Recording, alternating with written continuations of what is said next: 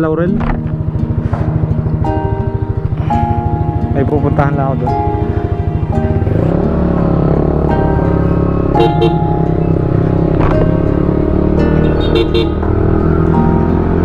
Ngayon ay back to yun nga, Laurel. Pupunta tayo Laurel mga kabrando. Titignan natin ang sitwasyon ng tulay. And then at the same time merong bagong binuksan doon na food hub. Babalak pala naman tayo na magtayo din doon ng ating pikapita mga kabrando. Anyway, ayun nga, titingnan natin dahil kahapon magdamag, umulan mga kabrando. Ngayon lang umaga tumila. Kaya ating bibisitahin yung tulay kung kumusta naga, kung mga bara-bara. Titingnan natin.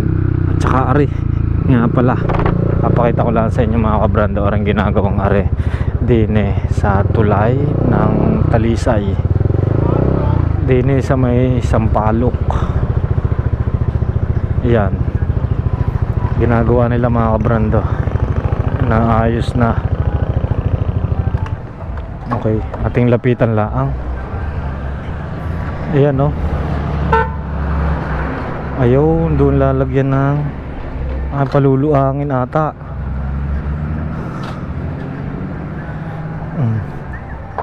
Ano yung kuya, paluluangin? Paluluangin ang tulay? Yun, pinaluang nga doon dahil makipot. Pinapaluang na nila dahil sa darating na tag-ulan na naman. Ayan, lakas ng agos sa tubig. Mga ilang metro ho yan ang luang? Ilang metro? 3 metro. Mas maganda, dire-diretso ang agos papunta doon sa baba. Yan ang update din ni mga kabrando dahil nga magtatag-ulan na naman. Sigurado dire-diretso na ang buhos ng ulan. Kaya ayan, tapos yung ikakat pa kagaya nito. Pero syempre padadaan muna yung kabila muna. May estimate na ano na yan kuya, na tapos may estimate? Wala pa. Okay, salamat sa inyo. Ayun mga kabrando, at yan nga ang update din sa tulay ng Sampaloc na ginagawa ngayon. Dire-diretso na ang gawaan. Yung kabila, ano hindi? Hanggang doon sa pababa. Ay, mahaba pa pala. Hanggang din pala mga kabrando, sa pababa. Are, binusbus, pinaluang din. Ayan, tapos kung makikita nyo din medyo makipot. Didiretso hanggang doon. Ayan, pinaluang nila. Pati sa mga gilid-gilid, ayusin yan. Diretso hanggang doon sa may Palawan ng Taal.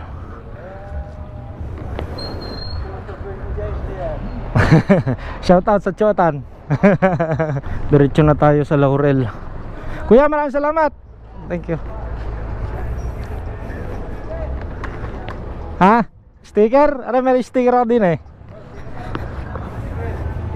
Ilan kayo? Ilan? Ayaw nyo namang sumiyat out. Shoutout kayo. Baka may isa shoutout kayo. Sa mga taga-baybay dyan. Taga saan ka kayo? Mauban, Quezon. 3, 6. Pogi ng Quezon. 6 ba? Ilan ka kayo? 2, 4, 7. Ano pa isa? Panlagay din niya sa motor. Salamat din kuya. Mga kabrando natin, mga taga Mauban. Okay, diretso na tayo sa Laurel sa ating titingnan doon.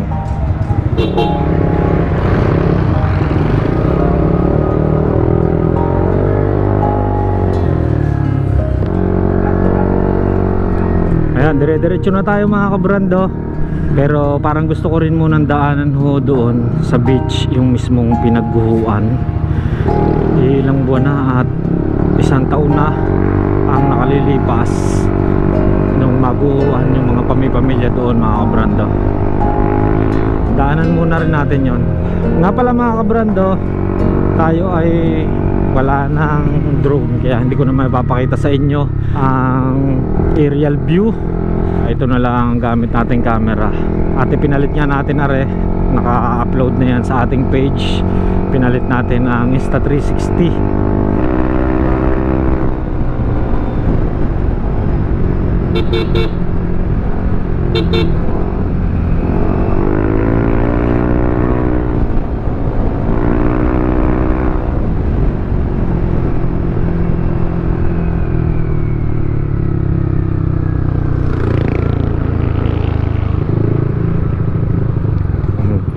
Okay, ahon lang tayo din eh.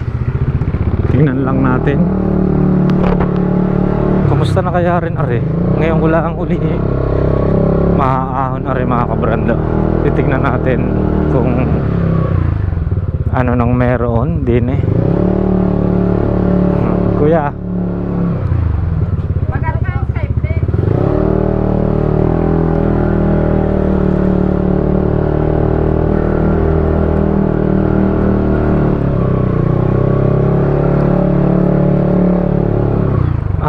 yan na ang pagbabago. May bahay na rin doon.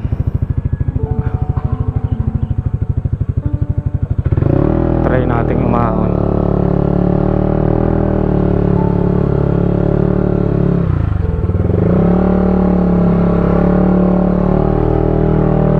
Ito na pala siya. Ayan na.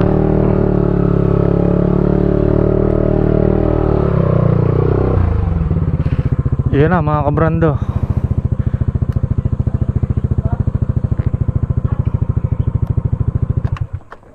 Ayun, nandito na tayo mga kabrando sa mismong pinagguhuan ng marami na sawi na pamilya. Yan, may mga tanim na pala, papaya, kamote. Tapos yan, mga halaman, mga talong. Pinagtaniman na nila ng mga gulay. Kuya, magandang umaga ho. Tinignan ko lang yung pinagguhuan dati. Dati ko na ho ring naipicture sa... di nila nga, Tagalinas lang. Di nila. Kumusta naman ho kahapon nung umulan ng magdamag? Siguro ang iba, nagalapro ako. Saan dyan ho kayo din eh? Sino ho naka... Bubong. Oo. Yung may tindahan niya? Ang dami na pala nabago din ni Kuya, no? Meron na rin. Kanino kaya rin bahay? Tapos yan, meron na rin bilyaran. Yan yung mga nabago. Kahit saan ka magpunta kung matay ka. Pero hindi naman ho na baha din eh. Kagabi. Dito Kagabi ho. Kita mo yung mga lupa na yung tambak. Kagabi lang ho yan. Ang daming bahay dito na puro na tambakan. Nung ano ho yun, nung nakaraang taon. Ngayon ho, yung kagabing ulanan, wala naman. Kasi ang binabasihan ko, mula noon ng Christine, may sumunod pang bagyo, di ba? Yung Ruel ba yun? Tinting, at saka ano pa yun, basta tatlo. Wala naman malakas din ho. Pero Christine ho, nakagimbal sa atin dito sa Talisay, Laurel, Agoncillo. Pagkatangang bagyo, hindi lang dito eh, kahit doon sa Laurel. Ginala ko ho yan, hanggang doon sa may Agoncillo. Parting Ilocos Norte, meron din. Doon pati sa amin sa Mindanao, ako parang nagkasundo. Pero tingin ko hindi na masyado sigurong dahil may mga tanim na ho Ang bato diyan na malaki at ang lupang malambot, wala na, gumuhula lahat. Diyan pala puro adobe na ho, yung matitigas na lupa. Dito lang banda pero hindi naman dito nga. Dito kami nagapigil ng mga. Magaling at marami na uling puno at saka may mga tanim. May kahit pa paano may pipigil. Nagapamlat ko dito. Kala ko ay restricted area na rin pagkatapos ng bagyo. Hindi na daw paanuhan. Dineklara na itong zero ground. Oo nga ho. Ay kaso wala pang malilipatan. Oo nga ho. Problema, wala ka nang makabuhayan doon. Saka babayaran mo rin ang lutit doon. Hindi. Kailangan din ng pera. Yung kabuhayan wala. Yun Dapat nga. kasi yan, kung saan ka namumuhay, may kabuhayan ka rin. para oo nga. Mo lang yung bahay kahit anong gara ng bahay mo kung Wala namang pagkakakitaan ano. siguro mo rin nagabutin mo. Kaya nga ho. Nag-abroad na nga eh. Si Kuya ano, sa Aya na yata ho. Anle. Anle? Oo, si Kuya Anle na ho. Kahit saan. Doon kami dati nakuha ho ng baboy. Dini pa yun eh, yung babuyan niya. Tapos nung kami nagtitinda ng mga baboy. Anong pangalan niyo ho, Kuya? Alex. Ah, yun, si Kuya Alex. Kuya, doon na. Ara na, ang style ngayon. Nagkaroon na rin ng bilyaran din eh, ano. Itong bahay na to, hindi mo lang ano to. Kaya nga, yan ho, ang taas eh. Yan ang taas ng kuwan. Ang daming lupa, tambak, pero Hindi ho nakakuhan. sabi nga ng arme, kuya ano po yung bahay na yan? May anting? Aba, kako, isan ka nito. Oh, dahil siya ang mismong ano eh. Ay, siguro ho'y napigilan na ng mga bahay din eh. Ano ho. Kako, makapunta. Dito ang talagang impact ng lakas. Oh, yun, doon bumutas eh. Baba na naman din. Nung kinabukasan eh, pinuntahan namin, tas sinuhukay pa din yung mga pamilya. Ayun kuya, maraming salamat ho. Ah, si Cabrando ho, si Cabrando. Ayun na, sa panoorin nyo sa YouTube. Meron ka pa na ano sa Aha. Teka, pasyalan muna natin din eh, yung mga tanim ng mga kamote. Ayan, ito na yun mga Cabrando. Dito na baon. Dito na baon yung mga pamilya. Dito sa mismong tapat na ito. Pero nahukay naman lahat. Ayan, napakaganda ng mga tinanim, mga kamote, may patola, papaya, talong, sitaw, saging. Ang ganda. Malulusog ang halaman. Ayan oh, mismo yung bato. Tapos yung isa pang bato nandoon. Doon sa mismong kaibabaan na nadala sa sobrang lakas ng agos. Yan, halos hindi na natin makita yung pinag-agusan dahil nga natatakloban na nito ng mga magagandang gulay at halaman. Yan, may silin na rin doon. Maraming tanim.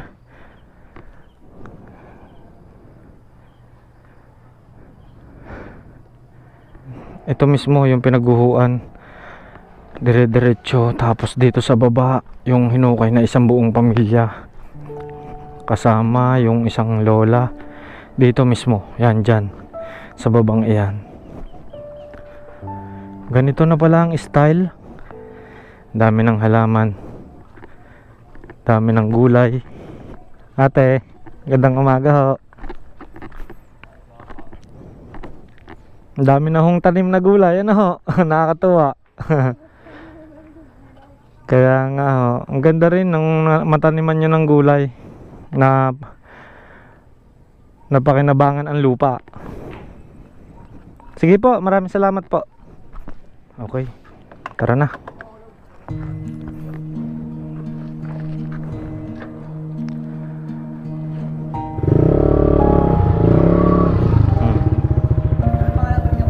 Cabrando.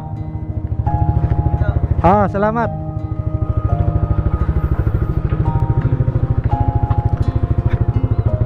Okay, diretso na tayo. Diretso na tayo ng Laurel. Yan, madamo na rin dito sa kabila. Tapos dyan bumalagbag yung sasakyan, yung kotse. Ayun, normal na ang buhay din eh, sa may beach. Pero sana naman hindi na bumalik or hindi na tamaan uli kami ng matinding bagyo din eh.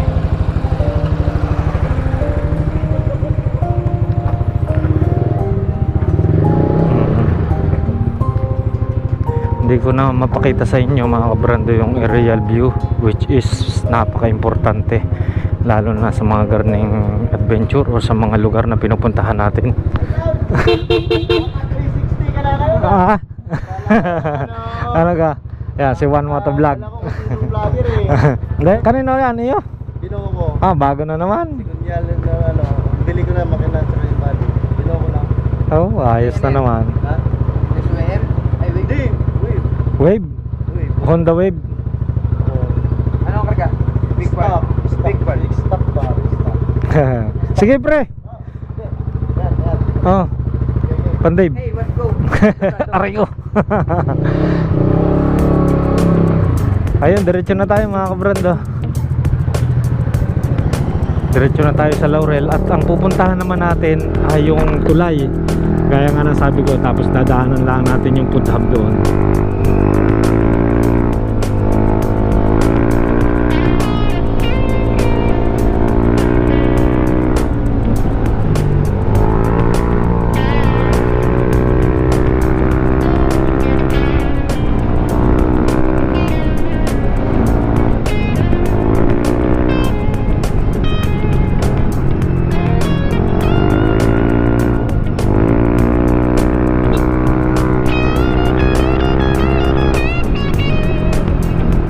Tapos yan mga kabrando, yan yung mga ginagawa pa dito, pinapaluang nila yung kalsada na hindi pa natapos nung mga nakakaraan. Ngayon pa lang tinatapos mga kabrando, para ma-update ko lamang ho kayo sa mga pangyayari pa din eh. Yung about sa Taal, pag-uusapan natin sa mga susunod yan mga kabrando, yung about sa bulkan tsaka sa lawa ng Taal.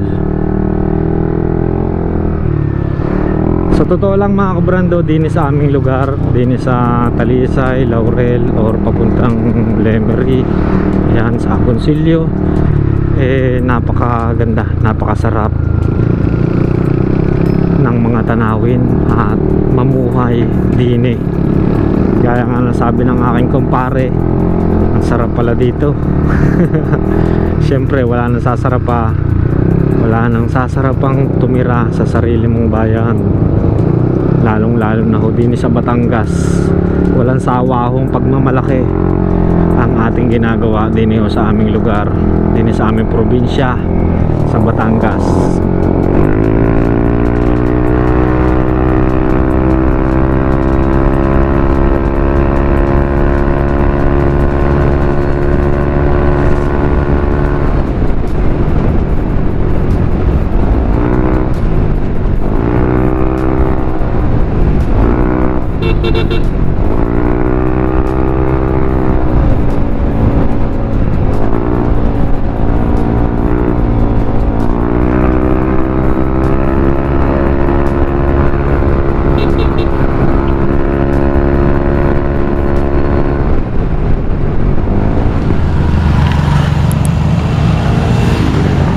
Yan mga kabrando, nandito na ho tayo sa tulay, din sa detour sa may Laurel. At aray nga, tingnan lang natin. Buti ho ngayon walang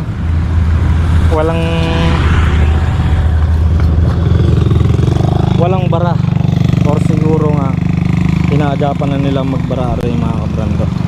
Yan o, putik, galing yan doon sa may bundok, doon sa ating pinuntahan dati sa may Alas-as. Yan, lakas ng tubig. Kaya sigurado pag malakas ang ulan, babara yan. Kita nyo yan, yung mga nasa gilid, tapos yun doon, mga barado ho yan. Yan ho yung mga bumara din eh. Kaya kinaykay nila. Yan mga brando. Ito sa gilid. Halos hindi na mapasukan. Siguro may bara pero kakalasin nila yan. Tatanggalin ho nila yan. Yan o. Binawasan nila yung putik na bumabara ho dito para dire-diretso ang agos ng tubig. Yan, kung makapansin nyo mga kabrando, aring dalawang are medyo hindi inaagusan. Siguro nga ay mayroong mga nakabara dyan, pero alisin nila yan. At yan mga kabrando, aring update, puntahan lang din natin yung nandito sa ating likod.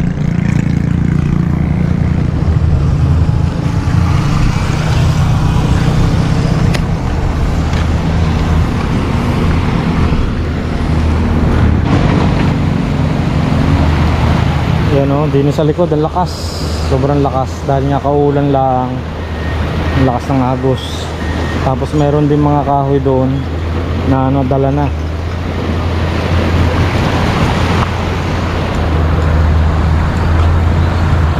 Yan yung mga putik, yung mga kahoy na bumara. Tapos Tapos doon mga kabrando, nilalagyan nila ng metal sheet. Lapitan lang natin, medyo malayo. Hindi na tayo dadaan. Putik.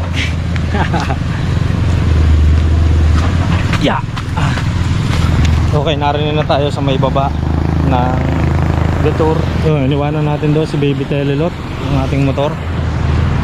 Yan, kinakabitan nila din mga kabrando, or binabaunan nila din ng mga metal sheet para pampatibay, hindi na lumuwang yung agos ng tubig kung sakaling babaha. Ayan o, mas tinitibayan na nila mga kabrando. Yung kabila susunod naman, pero dito meron na silang naibaon. Yan, gaya ho na rin mga kabrando, metal sheet. Yan o, napakakapal na bakal. Yan ang babaon nila din ganyan yung mga nakabaon mga kabrando. Napakakapal nyan. Okay, lapitan lang natin yung mga ibinauna na metal sheet. Hindi ko lang kung metal sheet ang tawag ho din pero sa palagay ko iyon. Putik na. Ayun no. Tapos doon pala pinaluwang din nila. Puntahan natin mamaya yun. Hindi ko alam kung anong gagawin nila pero putik. Yan ang update mga kabrando din may malambot, may matigas na buhangin. Hugas na lang tayo sa ilog. Yan o, naikabit na nila. Ibinabaon ho ito ng ganon, ng bako. Napakataas. Ilang feet kaya to? Siguro mga 10 feet o 12. Ang taas ho Ayan, dire-diretso hanggang doon. Siguro sa paparoon pa, ide-diretso pa rin nila. Grabe, napakalaking budget ho na rin pagka dire-diretso ang pagkakabit ho or pagbabaon nito. Siyempre meron pa rin dito na semento. Sa semento nitong bandang likod para matibay. Ayan, at dito nakabaon pa rin pala yung iba, yung mga maiksi, yung mga pinutol nila pampatigas. Lapitan pa natin din Pasensya na kayo, wala na tayong makuha na aerial view dahil nga yung ating drone ipinalit na natin sa Insta360. Ayan o, dire-diretso pa hanggang doon. Layo na natin.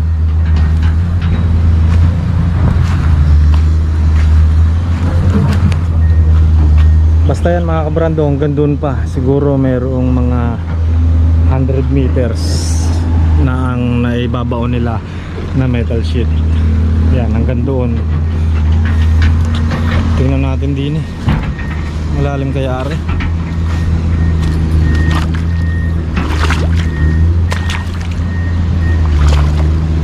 Lalim.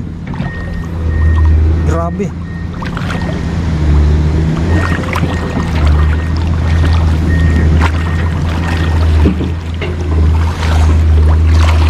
Lalim.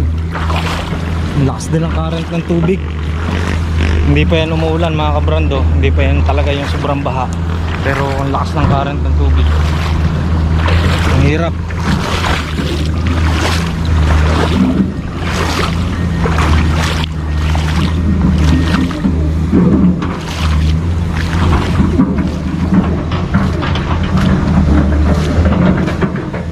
Dini tayo sa kabila. Dini sa may nagbabako.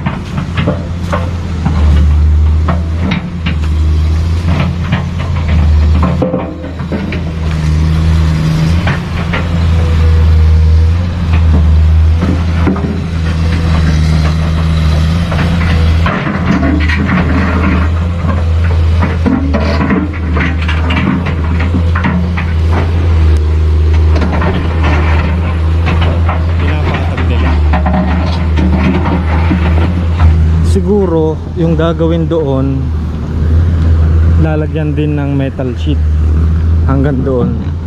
Tapos in case na gawin yung tulay, iyan na yung nakaharang sa mga gilid-gilid. So yun lang ang palagay natin mga kabrando. Pero tingin ko yun nga ang gagawin kung hindi tayo nagkakamali.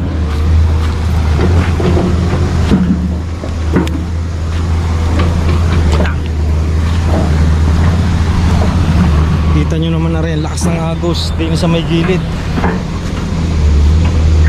Dito sa kabila, ito yung mga nadala dati nung bagyo. Tingnan nyo naman kung gaano kalakas. Nabaw ng ating paa. Yan oh, napingkot na. Yan, putya, baon.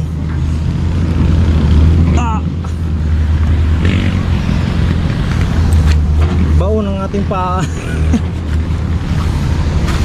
Yan o, kung gaano kalakas mga kabrando yung pinsala or yung baha na dala ng bagyong Christine. Kita nyo gaano kakapal nyan. Napingkot dahil sa bagyo. Puro pingkot na yung mga metal sheet mo. Bumabaw ng ating paa.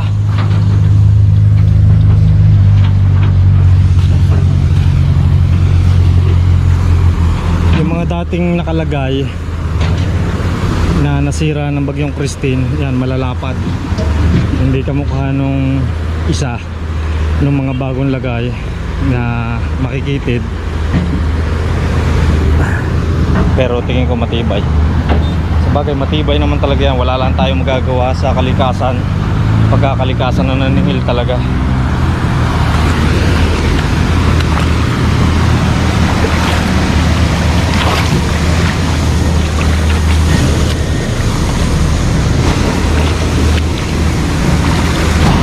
Ang lakas ng agos ng tubig. Grabe.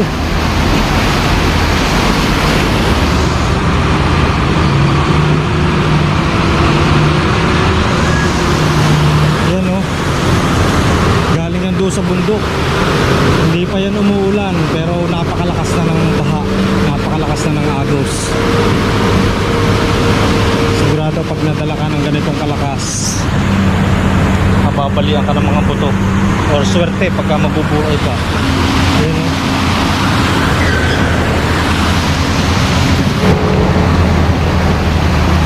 At ito nasira din sa lakas na ng tubig. Saka yung mga kahoy, bato na daladala galing doon. Ayan o. Nasira na rin yung kanyang nagpipigil sa gilid na retrap. Sulit ng mga bato yan. Nasira. Bumara itong mga kahoy. Dapat pala wala na to para dire-diretso ang tubig doon. Dapat pala mawala na rin mga kahoy na nakabara din sa kanyang tapatan para dire-diretso na ang tubig papunta doon sa may lawa. Yan ang lakas. Tapos ito.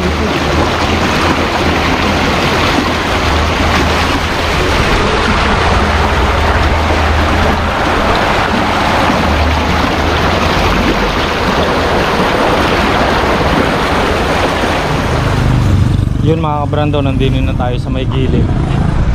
Ito yung binungkal. Yan o, tapatan ng metal sheet.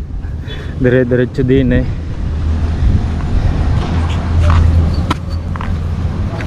Binungkal nila hanggang doon.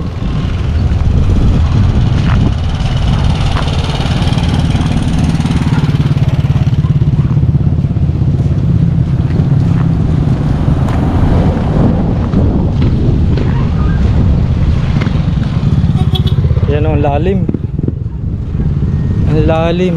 At tapatan din rin sa tulay. Yan, kung mapapansin natin, din eh.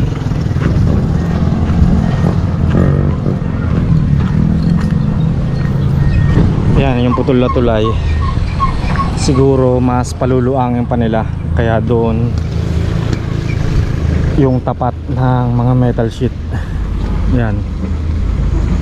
Lalagyan nila ng semento dito sa gilid para matibay yung pinaka barandilya or harang pagka lumakas yung mga bagyo or pagka dumating yung malakas na bagyo na naman or pagka may bagyo na namang napakalakas na datana.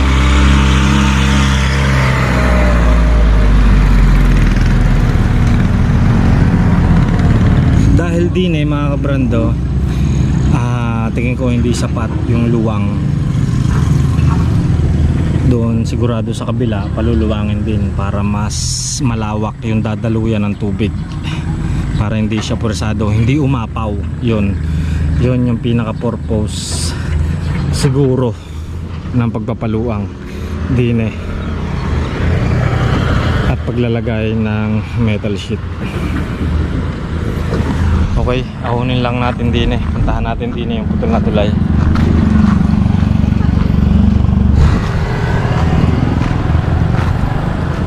Okay, 1 taon na rin mga kabrando. Parang natatakot pa rin akong tumapak din hanggang doon, dahil kung makikita nyo putol din anytime. Tsaka ito, hindi na tayo didiretso doon mga kabrando. Siyempre inulan, kaya napakadelikado niya. Ari naman yung sa kabila, din sa may sementeryo, sa may bagong sementeryo yung ginagawa. Yan, maayos na mga kabrando, napakaganda na. Nilagyan din nilang recrap hanggang doon. At tapatan, oo tama, tapatan ng kinabit nila doon na metal sheet, yung mga ibinaw nila doon, tapatan siya.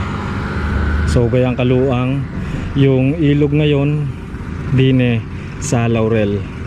Ayan o, ari yung dati, ayan yung dati, tapos ngayon ari na, maluwang na.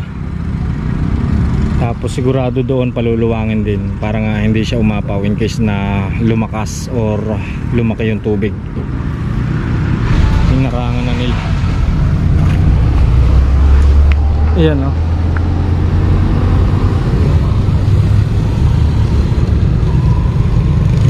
Pinataas din nila ang recrap syempre. Pinataas nila para hindi nga maabot ng baha. Yan. So yan mga kabrando, ang update din ho sa tulay ng Laurel. At matagal na gawain pa huwari, pamihado. Pero at least may progress ho. At saka ayun, napakalaking bagay ng kanilang ginagawa ngayon para hindi umapaw yung tubig din ho sa kabayanan ng Laurel. At yan nga yung update din sa Laurel. Okay, pabalik na tayo mga kabrando. At yan, nilibot ko kayo din sa panibagong ginagawa na pagpapatibay din sa gilid-gilid para hindi abutin ng baha. At ingat lang ho tayo mga Laurelenyo. Ngayon ho ay magtatag-ulan na naman. Iba yung pag-iingat ang kailangan natin, lalo na pagkaganyan na bumabaha din sa ating lugar. Dadaan lang tayo din sa may food hub, yung panibagong itinayo din sa bayan. Ang food hub may mga sari-saring mga kainan din ho sa likod ng Gaso. Puntahan natin.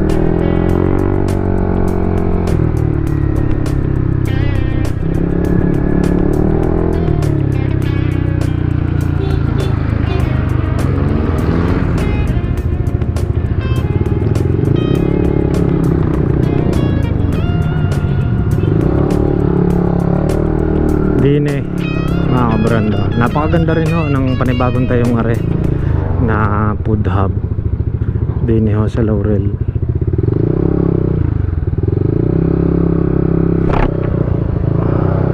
Yan, ginagawa na nila lahat. Tawagan niyo para mas maganda. Salamat sa inyo. At yun nga mga kabrando, napuntahan na natin yung dapat nating puntahan din sa Laurel. At soon, sana may available pa na slot doon ho sa food park. Yun, in-update ko lang kayo mga kabrando about sa sitwasyon sa Laurel ngayong magtatag-ulan. Kaya pinasyal ko kayo at sinamahan nyo ako. Yun, maraming salamat sa pagsama sa akin ngayon mga kabrando. Ride safe tayo lahat. Peace.